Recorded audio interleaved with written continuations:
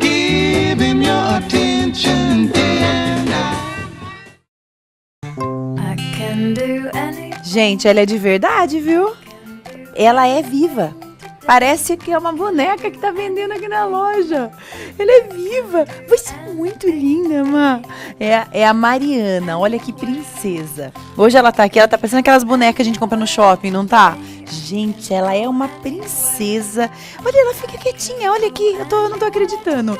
Ela é muito... Olha aqui, fazendo fusquinha. Os dois arrozinhos na boca, olha aqui. Que coisa linda você é princesa, viu? Você é princesa, tia Azul, que é uma princesa igual você.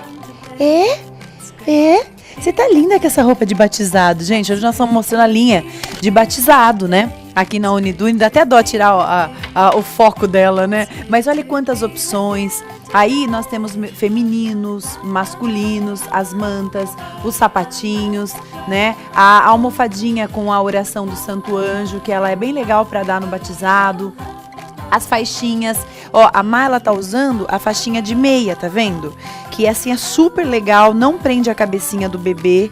Tem a de meia e eu tenho a de rendinha também, que ela é bem maleável, tá? Aí eu tenho todos os acessórios, ó. Aqui é o prendedor de chupeta, né? De pérolas com coroa. Olha esse vestidinho, que lindo, maravilhoso. Sapatinho de strass. Eu tenho um sapatinho desde o mais basiquinho até cheio de firulas, né?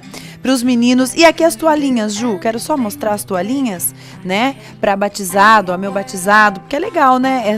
A gente guarda como recordação, não tem como. Tudo que tem no batizado é uma recordação muito legal. E nós temos, assim, uma linha bem completa para os meninos e para as meninas. Volta nela agora, Ju. Porque ela tá muito bonita com esses olhos azuis. Que coisa linda, meu Deus, ela parece uma boneca. Olha o sapatinho, Ju, mostra o sapatinho dela. Tá vendo? O sapatinho dela já é um sapatinho mais basiquinho, ó. Dá pra ver, Ju? Ai, ela é fofa. Ó, olha o sapato, olha o papatinho dela. E tenho também a versão do sapatinho com o strass. Lembrando também do conforto, né? São peças ricas, com tecidos nobres, mas por dentro todinha forrada. Vem no colo da tia Ju, vem. Ai, meu Deus do céu. Esse neném é de verdade. Ela é de verdade. Ela é.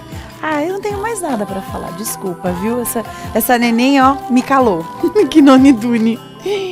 Linda, dá um sorriso lá. Dá um sorriso lá, ó. Ai, que gostoso.